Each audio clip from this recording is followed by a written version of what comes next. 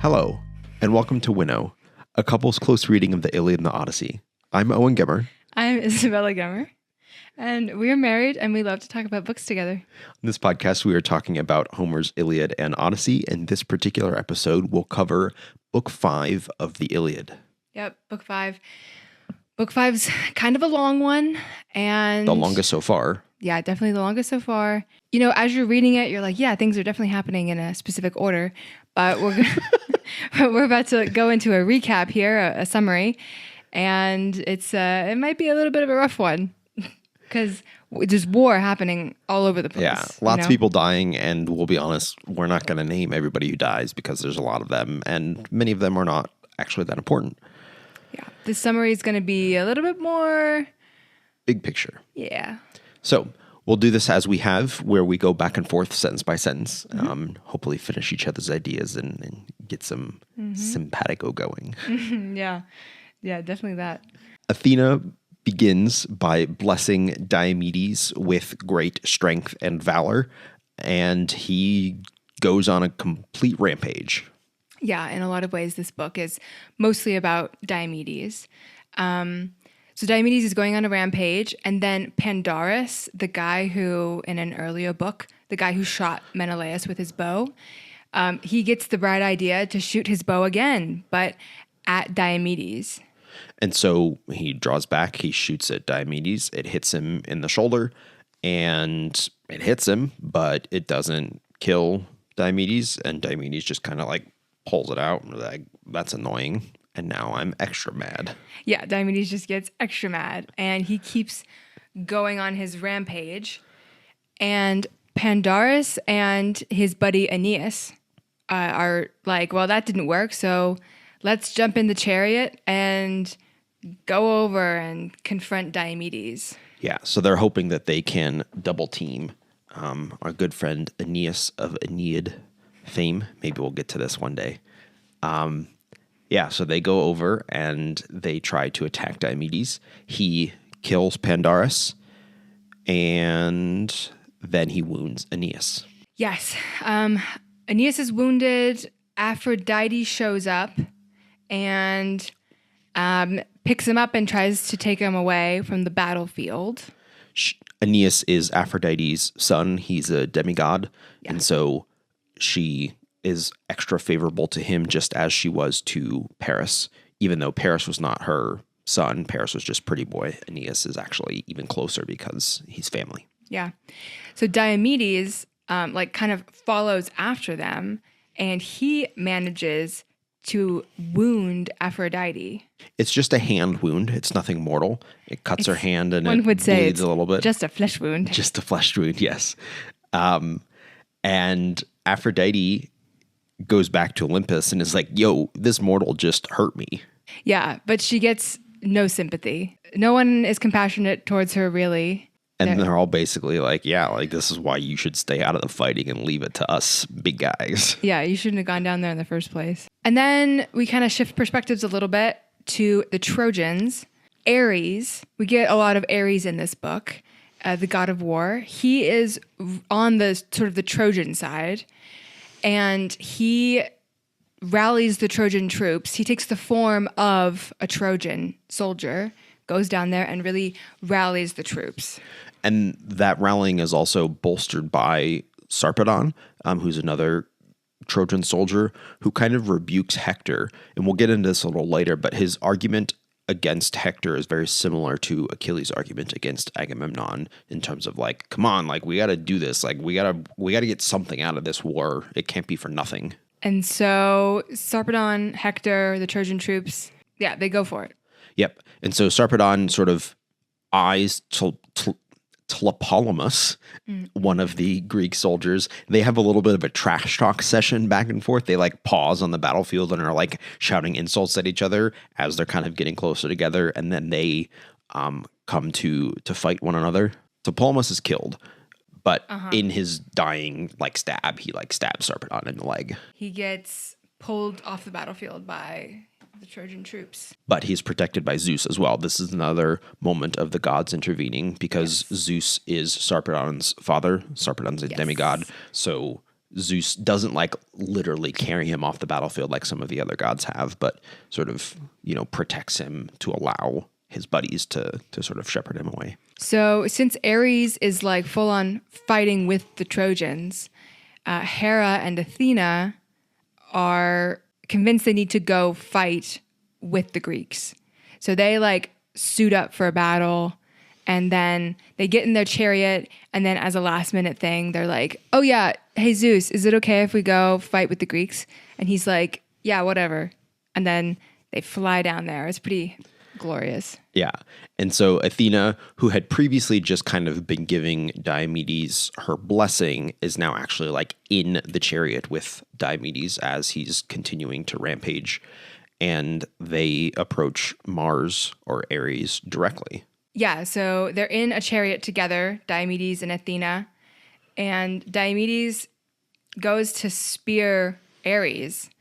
So this is his second, trying to wound an immortal god. Athena helps him. She guides his spear so that it kind of gets Ares in the side and successfully wounds him. So Ares now goes back to Olympus and is trying to garner sympathy. He gets a little bit more of it and is pretty pissed off at everybody. But Zeus is also pissed off at him, and Zeus is like, suck it up. You're the god of war. Be better. Zeus actually tells him that he hates him and he's like his least favorite. And Ares is like, well, you let Athena do whatever she wants, but you kind of hate me. And Zeus is like, yeah, that's how it is. And then the book kind of ends, with that. Hera and Athena kind of like, yeah, great. Like we're on top. I think one of the biggest broad themes to discuss is a continuation of what we started talking about last week, is the gods and the mortals and their kind of interactions and the ways that this war is not just between the humans and the Greeks and the Trojans, but also between these different, factions and alliances of gods. Mm-hmm. Yeah, this is the book I think we get the most intervention, especially because the interventions start out pretty low level, and then all of a sudden, like it escalates, and then you've got the gods actually on the battlefield. Yeah.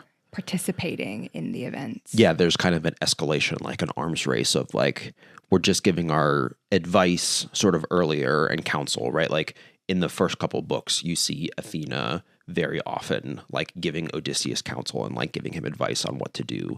And then you see a little bit more intervention where, right, like Athena guides the arrow away from Menelaus so that it hits him in the belt and doesn't kill him. So you get sort of minor things like that. Mm-hmm. And then, right, we have the major moment in book 3 where Aphrodite saves Paris from the battle, but we're kind of seeing more and more direct intervention. Where at the beginning of the book, even we have a step up of Athena, like possessing isn't the right word. There's not, I don't know if we have a good way to kind of describe how she kind of blesses Diomedes and sort of gives him this. Yeah. Well, we don't have to have the words to describe it because Homer describes it. That's a great point. There's a nice little simile. She kindled on his helmet and his shield a fire that never flagged, just like the star that shines the brightest around harvest time when it emerges freshly washed from ocean. So brightly shone the fire the goddess lit on Diomedes from his head and shoulders. Now, he's got a lot of energy inside, but that's like, he's got this like almost aura around him as he goes about. And, he's aura farming. Yeah. And Athena gives him the ability to see the gods as they are, on the battlefield, so he's not going to be fooled by any disguises. Yeah. Kind of after that, something I want to talk about is there's a moment when Athena takes Ares aside kind of early in the book, and she like kind of, I imagine she puts her arm around him and she's like, hey, let's go to the sidelines and just chat a little bit. She basically tries to convince him to like step back. She's like, we should not intervene so much. Like maybe let us not do this. And I wonder if she was like trying to fake him out or if she was being serious. Right. Was she actually like, maybe you should calm down and I'll calm down too. Or she was like, I'm going to tell him to calm down, but I'm going to turn around and then I'm going to go back there. Right. You know? Yeah. And I think, again, like I've talked about this many times, but I think that adds to the frustration, both as reader and also as, I imagine, being, again, a soldier or person in this kind of worldview of like, you kind of never know. It's just up to their whims. And like, they seem to change their mind all the time, right? Like at the very end, when you talked about Hera and Athena kind of getting Zeus's permission to go against Mars, one of the arguments that they make is that like Mars/Ares was at first saying he was going to be on the Greek side and now he's on the Trojan side. And they're like, he's betrayed his word. He's sort of gone against his word. And so Zeus is like, yeah, all right, go against him, right? And so with the Greeks and the Trojans, the sides are very clear. There's very clear alliances. Who is with who is very kind of set in stone. But with the gods, it's constantly changing. And it seems, like this moment of, right, are they going to step aside? Are they not? Like, if one does, are they all going to do it? Like, whoever knows. For me, that again has a similar impact on the battle of making it feel really sort of chaotic. But I'm curious, do you, Bella, think that it also then adds more heroism to the acts that the humans do, or does it take away from it? Well, so one way of reading the gods intervening, I think in general, is remembering the things that they represent, like Ares being the embodiment of sort of like just war. You can read it as metaphorical, you know, you can read it as like when Diomedes at the beginning is blessed by Athena, you know, you can just read it as like he pulled himself together and found internal motivation to be this courageous and to really go for it. Yeah. But I find that to be maybe a more boring interpretation. Something that I like to think about often. I think it's also a more kind of modern, secular, like, oh yeah, like, no, it's just this internal thing that is being sort of explained by the supernatural. Yeah. The gods are just personifications of the things that the people are feeling and doing anyways. I find that to be quite boring. Something I think about often, not just in general, is like, where do ideas come from? Where do our motivations really come from? I obviously believe that, like, as people, we have free will and that our thoughts follow logical progressions that we have control over sometimes. But I think a lot about like the concept of an intrusive thought. It's literally intrusive. Like, where did it come from? Yeah. You know, sometimes we have these moments in our minds where we're like, I have no idea where that came from. And to explain that as like, oh, it's my subconscious is not really something I go for. I think that it's very interesting to entertain the thought that there are things around us that can sort of like pepper little thoughts throughout our minds. We get, even in the modern day stories of like, right, the firefighter who in a great sort of feat of courage ran into the burning building and like saved a bunch of puppies or whatever like that. And they're like interviewing and it's like, I don't know what came over me, right? Like we still talk with that kind of language that like you can be greatly inspired by something to do something heroic. And I think, like the kind of scientific explanation of like adrenaline feels kind of lame. Like it takes the mythos out of it that like I don't kind of want a scientific explanation of this chemical was coursing through my bloodstream that then made me able to do this thing. But like, no, like there's something that's happening that's inspiration. I get what you're saying because I too, like, I find this chapter, even though a lot of the imagery is really gruesome, like it feels epic. It feels like the descriptions of these warriors doing these things are awesome and they are magnificent and they are something that's like, wow, like that's incredible. Even if they're sort of gory and violent, like it has the effect of being epic and mythic and having all those kind of like intangible qualities. One moment that is particularly epic, I thought, amidst all the war, there's a moment where Diomedes, after Diomedes kills Pandarus, but Aeneas is still there. And Diomedes literally lifts like a giant boulder and like hefts it at Aeneas, and it like hits him in like the hip. And I wonder, the way it's described, I imagine like, I think he kind of like dislocated his hip essentially around line 300 in the Greek. Diomedes, son of Tydeus, picked up a boulder that was so large 2 men, as men are now, could never lift it up. A massive task. He wheeled it quite easily alone and struck Aeneas on the hip, the socket in which the thigh bone turns, the place they call the little cup. The jagged boulder fractured the pelvis, snapped his ligaments, and ripped his skin away. Yeah. But that description, right, like it's very much like 2 men as men are now could never lift it, right? Like we have grown weak in our current, because, right, like we have to remember, for us, this is old, but even for modern, like Homer's contemporaries sitting around the campfire listening to this story took place a long time ago, even from their perspective. And so even that, it's like the old generation of heroes, they were so much stronger than sort of weak men nowadays. Yeah. Yeah. Yeah. I love that. Yeah. And as a side note, I've been meaning to bring up Kyriakos Grizzly. For some people might not know, Kyriakos Grizzly is a very strong Greek man. He participates in like strongman competitions and stuff, and he just does these absolutely insane things. And I just bring it up because I want to portray like how I see it in my head. Like when I see all these like Greek guys like doing really impressive feats, I'm not picturing like in the Troy movie, I'm not picturing Brad Pitts. Right. These are not Brad Pitts running around the battlefield. Yeah. Like this is all a bunch of Kyriakos Grizzlies. Yeah. Like big dudes. Yeah. And like just doing these like crazy things. Yeah. More similar to like in Game of Thrones, the Mountain, right? Like, yeah, like the Mountain. Right. Because that actor, I'm going to butcher the pronunciation of his name, but also does strongman kind of stuff. Yeah. I'm a big fan. Yeah. No, I love whenever, like strongman competitions come on TV, I'm always like hooked. It's like, I want to like, there is something, like there's something, again, intangible about like the kind of the human body being pushed to its absolute extremes that is just kind of addicting and like captivating and like awe-inspiring. Yeah, for sure. But these kind of scenes are the reasons I like Chapman, because like he does a really good job with the kind of embellishment of the epicness of these sort of feats and things like that, that it's just kind of, it's over the top, and he's kind of purposefully even more over the top because it's just like, yes, let's go.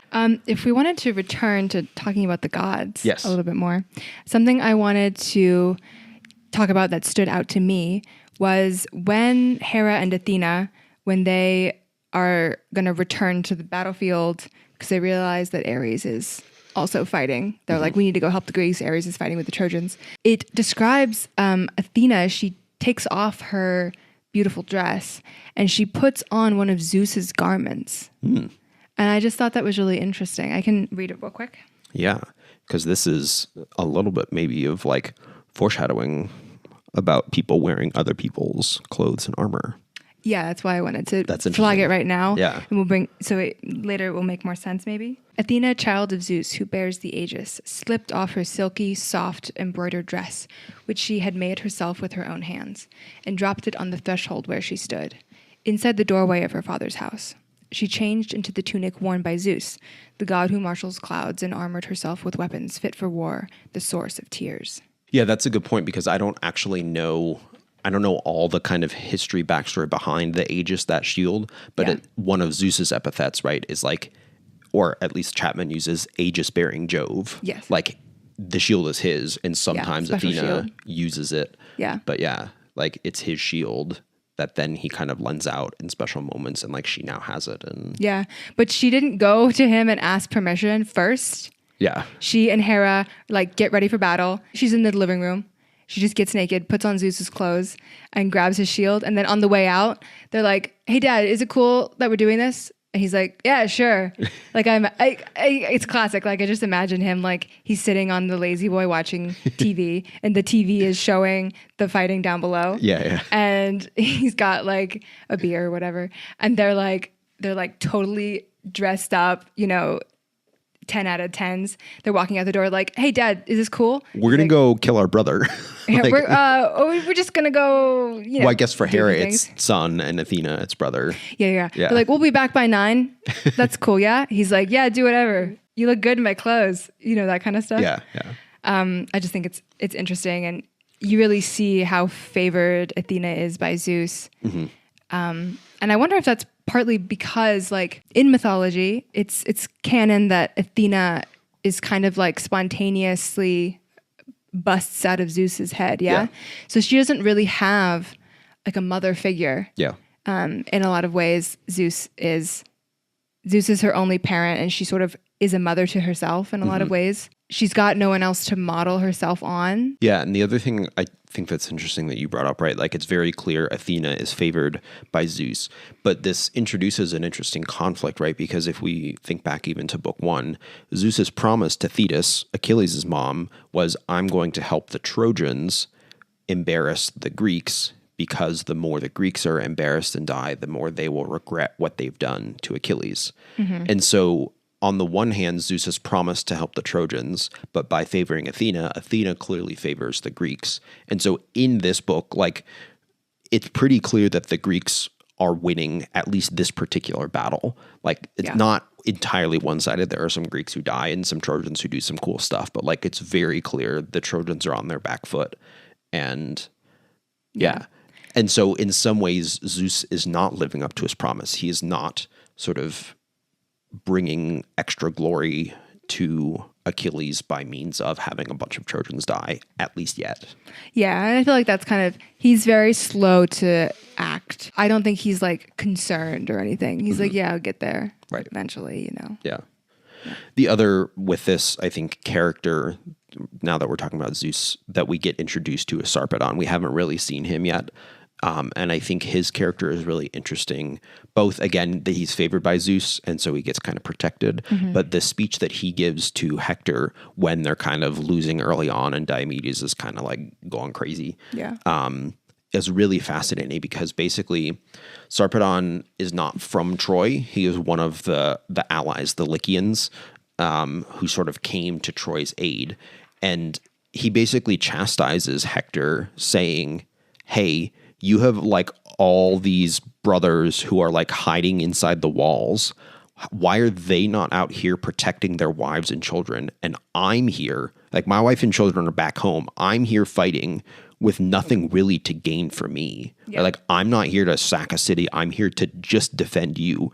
And your own brothers aren't even out here fighting alongside you when it's their wives and kids who are inside the walls. Mm-hmm. And so it's not the same argument that Achilles makes, but it's similar in that it kind of is rooted in this question of like, what's really at stake in this war? And like, why am I here fighting? Like, what really do I have to gain from this? And why aren't the people who actually have more directly invested stakes doing more, and instead relying on those of us who are kind of here to help? In the first couple books, we got a lot of the glimpse of the kind of like inter-army tension among the Greeks, but it's also clear that that same tension exists here among the Trojans. Yeah. And the way that they respond to it is very different. And I bring this up also because Hector will be the main character of book 6. And it's really good. The way Hector responds to this kind of criticism is very different than the way Agamemnon did. Yeah. And I think we're meant to sort of compare these different leaders and all of this. Yeah. Because Sarpedon also is saying these things to Hector in a little bit of a different way. He's not throwing a hissy fit threatening to leave. Yeah. And he's not trying to make Hector feel bad, I think. I think he's just trying to make him realize the reality of the situation. So Sarpedon's little pep talk, it ends with, they will destroy the city where you live. You have to focus night and day on this and beg the leaders of your world-renowned allies to hold the line unflinchingly. You must not give us reason to reproach you. That's him kind of warning him about the thing that Achilles did to Agamemnon. Right. And I don't think he knows this. Like, he doesn't know what has happened, but it's the same thing of recognizing, right, that like if a leader shows any signs of weakness, if their leadership is very tenuous, it's going to crumble. And we saw that happen with Agamemnon, right? We saw Agamemnon's sort of authority crumble when he kind of messed up. And so, yeah, like there's this similar, like, Hector, you better not, again, it's not a direct comparison. You better not do what Agamemnon did, but you better not do the same thing that is so common in kind of like leaders to do. Yeah. And he tells Hector this so that Hector can get it together quick. Yeah. And so nothing falls apart. Yeah. And we'll definitely come back to this in book 6 because Hector will go back into the city. And we'll get more politics on the Trojan side because we haven't really seen too much of the Trojan politics yet. That kind of leads nicely to talk about, we get a really epic Homeric simile. Yeah. So right after Sarpedon gives Hector the pep talk, Sarpedon's words bit into Hector's heart. So Hector's like, yeah, we need to get it together. And this is like the book starts out, the Greeks pretty much dominating through Diomedes. And then this is like the moment in the book where the Trojans actually kind of, we get a glimpse of like when they do rally, they're a little bit scary. Yeah. And then later on in the book, then Yeah. when Athena shows up, then the Greeks start winning again. But there's this really great Homeric simile. He, Hector, incited the men to fight.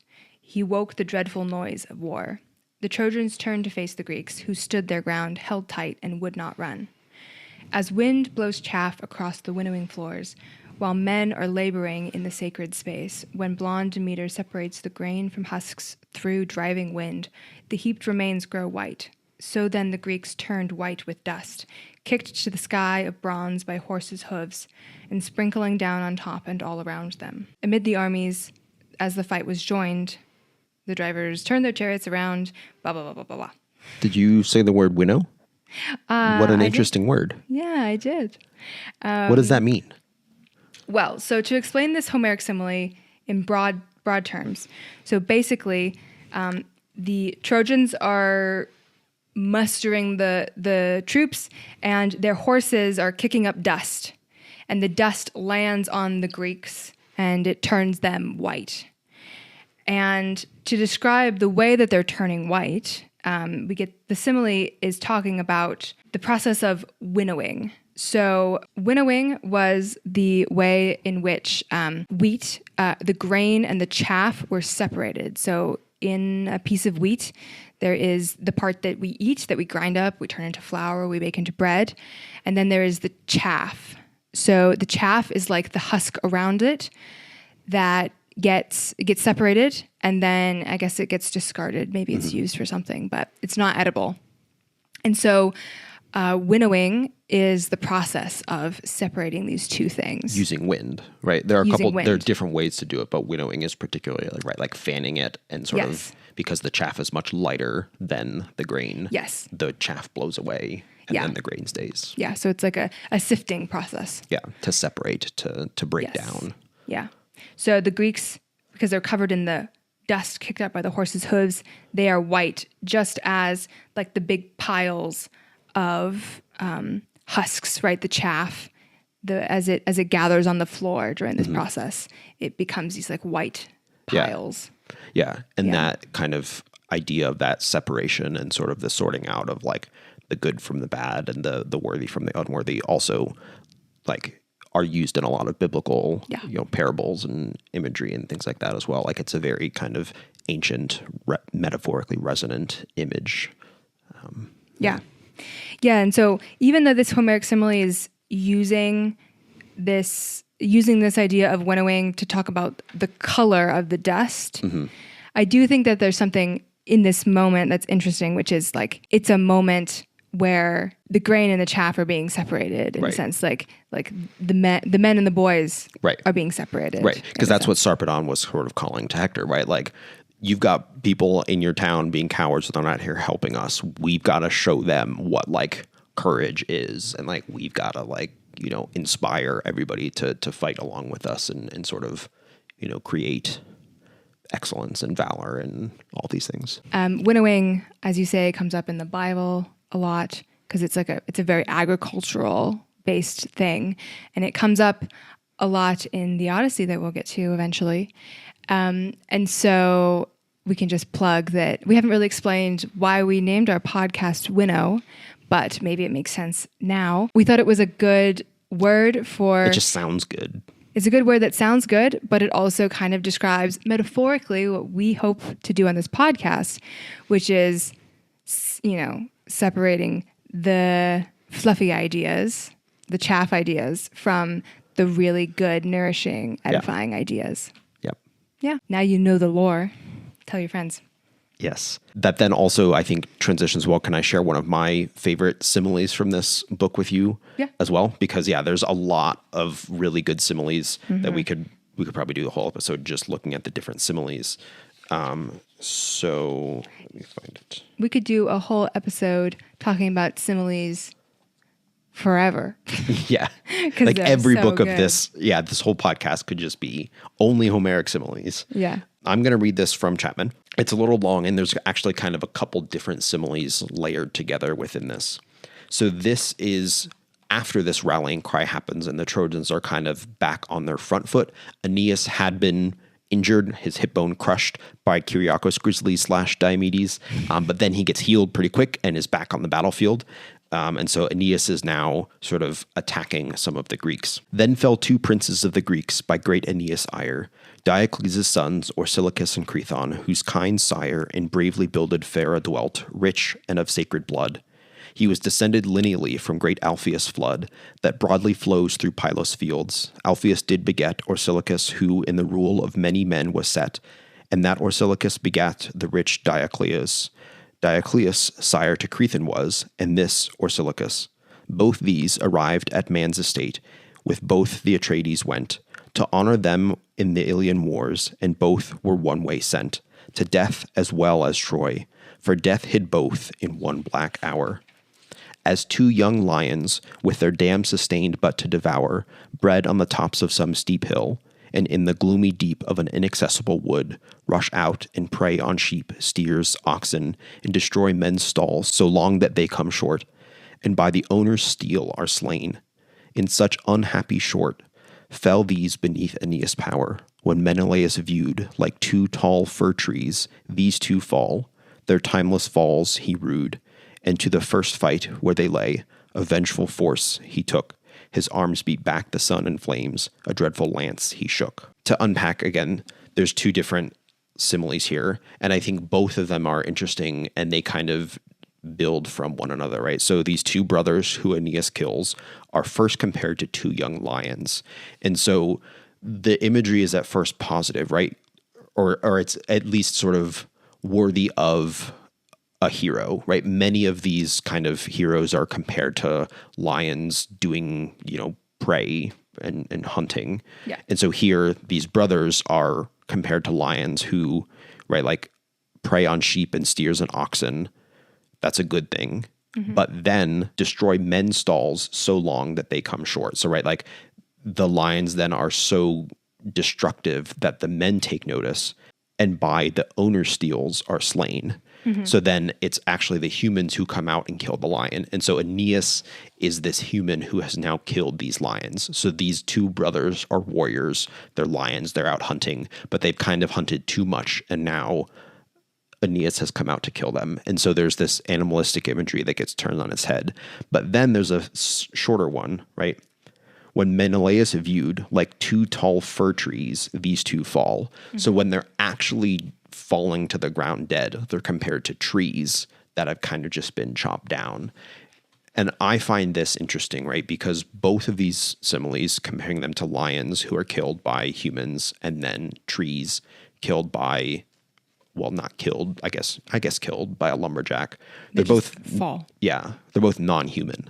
Uh-huh. And there's a lot of, I think, dehumanized similes that show the kind of animalistic or kind of real destructive nature of warfare, where they lose their humanity in this, where both they become lions just chasing after sheep, and then they ultimately in death are just trees falling to the ground, and it's like, oh, yep, there's trees that fell. Cool. And I think it's important to read all of these similes in terms of, the glorification of war, because I think there are many ways in which the similes feel epic, but then there are these moments that, at least for me, remind me of, again, the destruction of war. And maybe I'm just too much of a pacifist and I'm reading into the Iliad too much.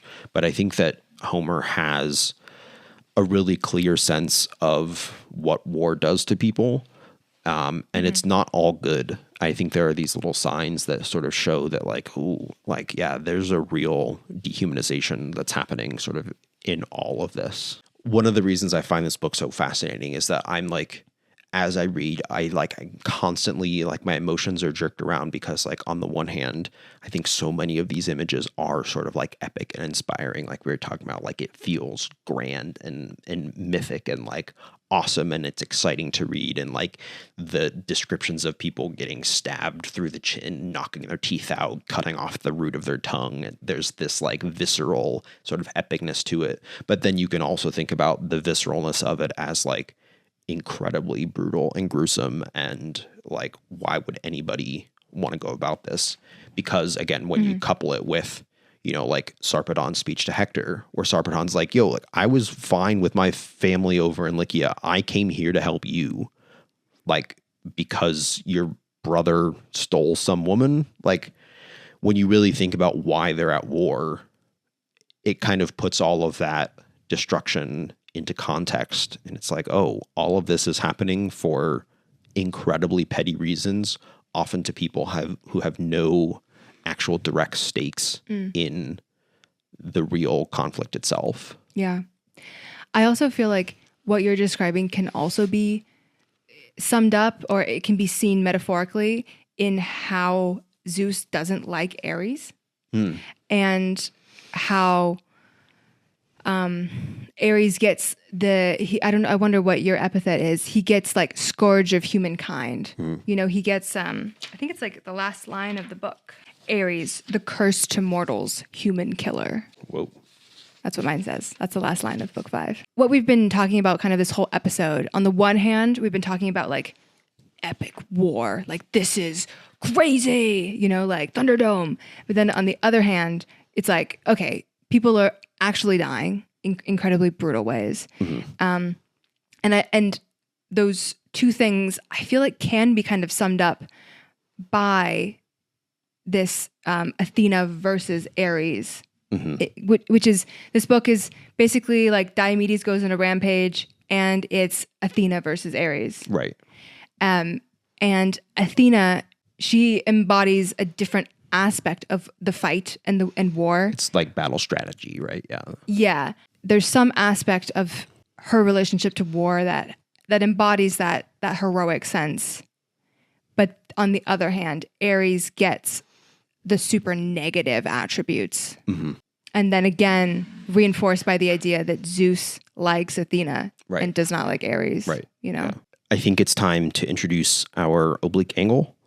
There was a moment that I found really kind of a small moment. It was just a couple lines, but that I think, again, kind of reflects some of these bigger themes about the way that the gods and the humans interact.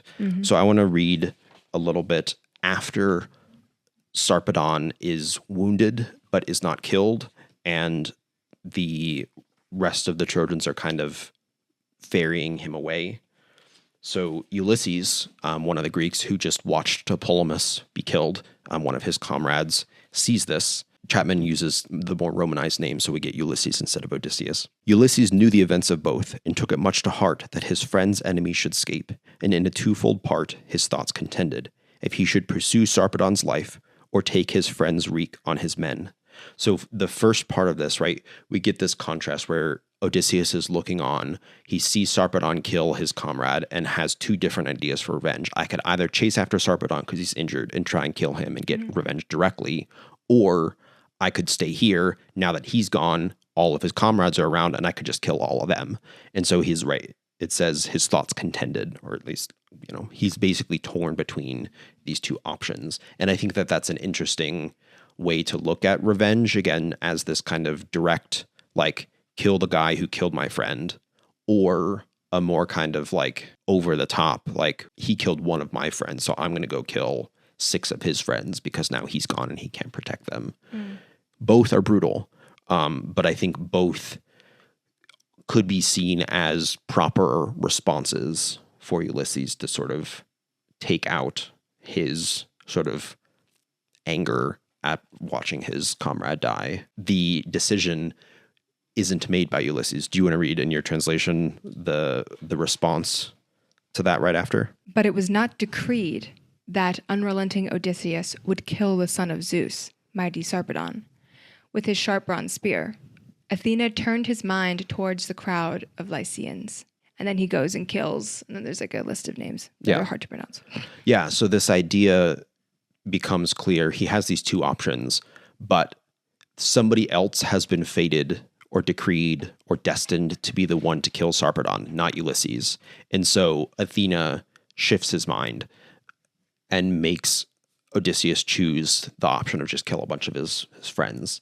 Mm-hmm. And I find it really interesting because this is a moment where the gods are kind of intervening, but super indirectly, right? Like Athena is just changing Odysseus's mind, or not even changing it, right? Just like he has two options and Athena just points him to one option and says, do this one. But it's because of fate. It's because it was destined in advance. Mm-hmm. And so this is a concept that is really important for us to discuss in a little segment we like to call Greek time. We're escalating from pistols to now shotguns because the war has gotten. Yeah. No, we've actually de-escalated. So we're not doing Star Wars. Oh, lasers, laser blasters. We're back to more primitive. We're going back in time to shotguns. Yeah. The Greek word that is in this sentence, there's a negative, so it's not this, but is morismos, which comes from the word moros, which means fate. So morismos is like the adjectival form to be fated or to be destined, but it's directly related to the noun form moros, which is fate or destiny. And so here in this case, like the Greek isn't actually like grammatically interesting, but this concept is really important to think about because for me, it makes it even more confusing because the humans are obviously, we've seen in many ways, at the behest of the whims of the gods, right? Like the gods change their mind all the time and they're kind of dependent on, if the god likes me, great. If not, well, I'm screwed. But now we see the gods themselves are even beholden to something higher than them, this idea of fate. Because Athena likes Odysseus, but she herself interacts with him to stop him from killing Sarpedon because fate has not decreed that Sarpedon should die by Ulysses' sword. Mm-hmm. And so there's something even higher than the gods that even binds the gods in some cases. And so I think it's really easy for us, and I'm projecting my own high school insecurities onto this here, to see fate and free will as kind of mutually exclusive. Maybe there is a way for something to be fated, but you to still also have an active role in it, where, right, like it is fated that Sarpedon will not die by Odysseus' sword.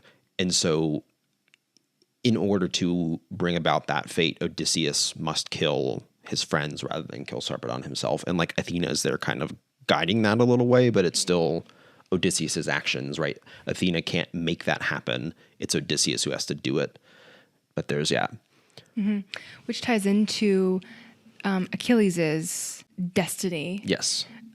He can make a choice, but he has a choice between, he can either join in the war, be the greatest hero ever, but he's going to die young. He's not going to live very long. He can burn quickly and bright, or he can burn less bright and slower. Right. And go home and live to old age. And go home and be an old man. Die a kind of nobody. Yeah. Yeah. Yeah. And right. We'll talk much more about this when we see him wrestling with that. He decides. Right. Yeah, there's kind of two different paths that are fated. Yeah. And so I don't have answers, but I think it's an interesting thing to trace again, because there's kind of, it feels like there's sometimes three levels of control. There's the humans themselves, and then the gods, and then there's kind of fate that kind of binds all of them in some cases, but not in other cases, where it's kind of like, it's not always ever clear what things are fated and what things are kind of, like up to chance. So in high school, I won't go into all the reasons, but I basically convinced myself and believed very strongly that free will didn't exist, that like everything was predetermined. It wasn't a kind of materialist determinism, so to speak, in a kind of like scientific way. But I had a bunch of theological, like there were some passages from Martin Luther that like really inspired me. And I was like, yeah, Luther has proven that free will doesn't exist and all of this. But I think when I look back on it and psychoanalyze kind of myself, I think, and I still feel this way many times, like if it's not one or the other, if it's not totally up to me, free will, random chance at everything, or it's not completely fated, nothing's up to me, free will doesn't exist, anything in between is crazy stressful and crazy hard to think about. Because like, how do I know then? Like, how do I know what's my responsibility and what's kind of up to the fates? And it's like, even still is like really anxiety inducing of like, how do I live in that world? Like it's easy to live in a world where everything is fated, because then it's just like, well, I'm not really making any choices. And so whatever happens, happens. And it's easy, I think, also to live in there's no higher powers. There's nothing in control. So I just do whatever I want. And that's all that there ever is. Those are both easy, and anywhere in the middle is hard. And I think these characters live in some weird middle that makes it really complicated. And I think I get anxious about that because I myself am constantly anxious about that in my own life. Not because of Zeus or anything, but because of other, conflicts of those beliefs and not really knowing how to reconcile them, or to live not on the extreme of the two options. Yeah. Yeah. And this is a very long discussion. But the things you're talking about, they very easily tie into some different types of media that we can recommend to the audience. So if you're interested in these kinds of things, there's a couple things. You could check out a mini series, one season, a mini series by Alex Garland called Devs, Devs. That on Hulu. It's on Hulu. You can find it on there. It's just a really fascinating look at the comfort that determinism and not having free will can bring to a person. And that's particularly in the kind of deterministic, materialistic kind of scientific version of determinism. It's not like a religious kind of God's in control kind of thing. Yeah. Also, there's Arrival. Yes. This is a movie directed by Denis Villeneuve with Amy Adams and Jeremy Renner about aliens. It is also based on an excellent short story by Ted Chiang called The Story of Your Life. Ted Chiang is one of my favorite sci-fi authors ever. Yeah. I saw the movie first and then discovered his writing through the movie. Yeah. Essentially, it's about the way that a human being interacts with this new kind of alien. And by learning their language, she learns to think like they do, because language and thought are inextricably linked. And basically the way that she begins to perceive time changes. Yes, because obviously thought and time and our understanding of cause and effect is dependent on our understanding of time. Yeah. And it's basically this exploration of like, what if there was a being that didn't perceive time and thus didn't perceive cause and effect in the same way that we do? Yes, which ties back to kind of what we're talking about. Yeah. To try to link the two together in my head, because I think when you try to live in a middle ground of I have free will, but also there are forces around me that are greater than me that affect the world around me, I think that you have to give up your understanding of time and cause and effect to try to wrap your head around the fact that maybe other things don't perceive time the way that you do. Yeah, it was actually, I will like the high school anxiety that I just articulated, that like I had convinced myself that free will didn't exist. It was actually the movie Arrival and that accompanying short story that broke me out of it. Like it gave me not a full explanation, but it kind of convinced me that like, oh yeah, like you perceive things this way because you perceive time this way. But imagine that didn't exist.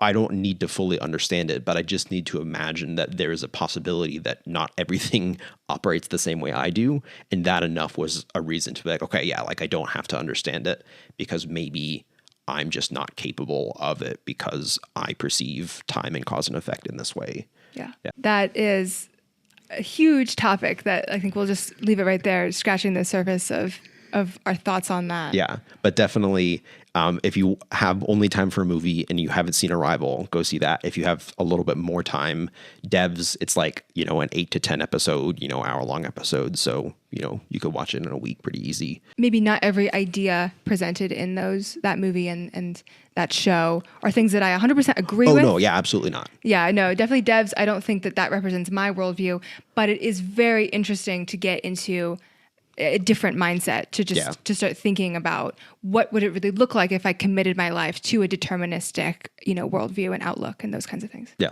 How shall we wrap up that? Well, I think I will say, before we started this, if you had asked me which books of the Iliad are you most excited to sort of reread and talk about, I think book 6 would have been on my top 3 or 4 ones I'm excited about. It's really good, really interesting. I haven't read it in a long time, and so I'm excited to sort of dive back into it because Hector is kind of one of the main characters for the rest of the book, but isn't really up until this point. He's there, but he really now becomes a main character. Yeah, so I'm very excited for our next discussion. So stay tuned for that. If you are reading along, I will have the audiobook of Butler's translation linked here and in the description. So you can listen along to that or read along with us. Yep. Do your homework and read book 6. We'll be back next week to talk about it. And that's it for today. Yeah. Share this with your friends if you think they would like it. We're grateful for many people who have already shared this. We're seeing the numbers go up, which is fun. Yeah. Happy reading. Happy reading.